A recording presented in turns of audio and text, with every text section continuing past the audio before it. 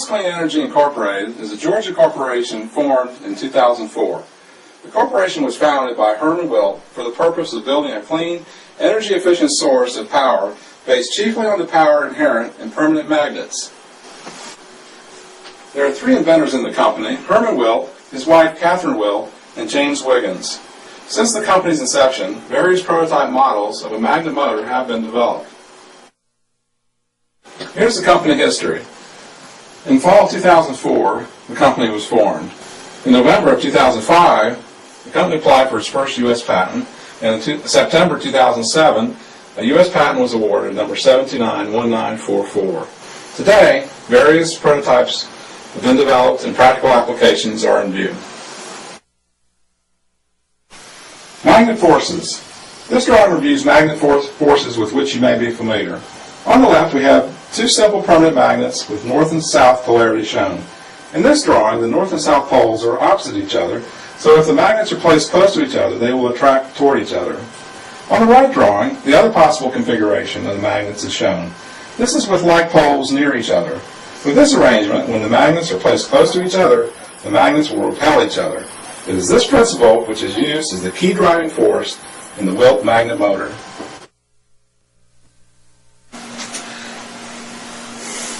So you know where we're going today. Here are the main points of the presentation. First, the Wilt motor is much more efficient than current technology drill motors.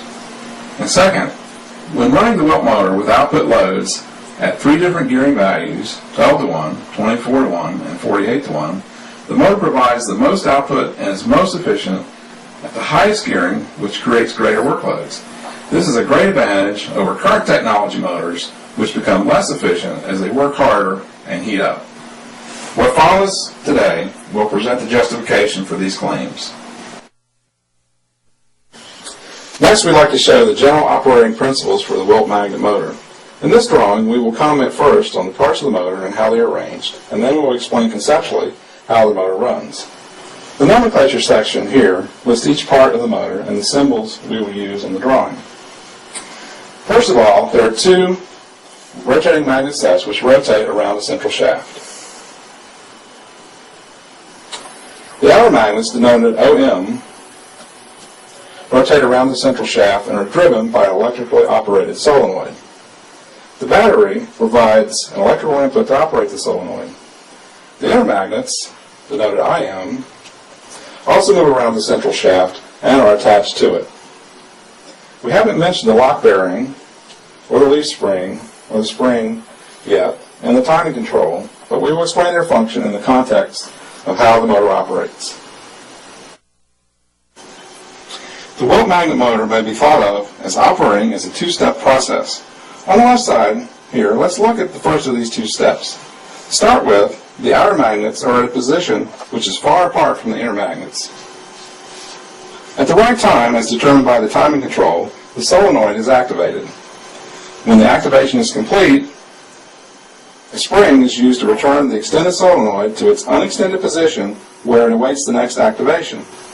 This activation causes the outer magnet ring to rotate.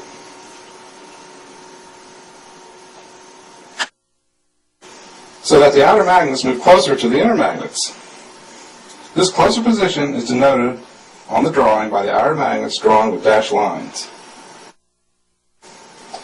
When this position is attained, leaf springs compress which slow down the outer magnets.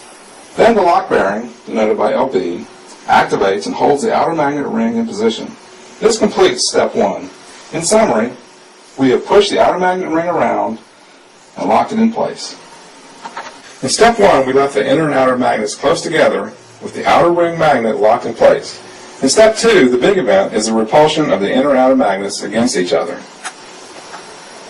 Because the outer magnet ring is locked in position, the inner and outer magnets can achieve a strong push against each other. Assisting the push is the decompression of the leaf springs. These pushes propel the inner magnets around the circle. The power from this action is transferred through the central shaft so that useful work may be performed. When step two completes, then step one occurs again, and then step two, and so on. The operation of the motor consists of these two simple steps occurring over and over again. Here's the latest prototype of the Wilt magnet motor, the P4.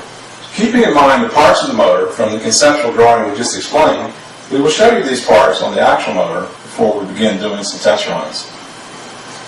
To start with, here are the inner magnets and the central shaft to which they are attached.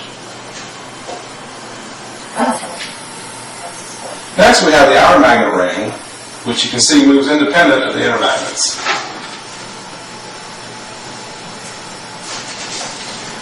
Here are the solenoids, which push the outer magnets around the central shaft.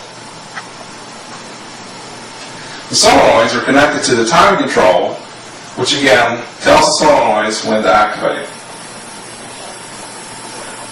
The timing control is split into two parts, a sensor to activate the solenoid here, and a sensor to shut off the solenoid here. There is also a spring which returns the extended solenoids back to their unextended position. And the leaf springs, which assist in pushing the inner magnets around the central shaft. The lock bearing is in the three plates on either side of the motor here and over here. Finally, we have the battery, which supplies a steady direct current voltage to the solenoids. When we do the test runs on the motor, we need a few supporting items. These are some gauges to allow us to measure electrical energy being used as an input to the motor.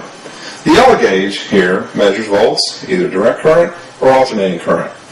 Amps are going to be measured in two different ways. On one run, we will use the white face gauge here to measure amps.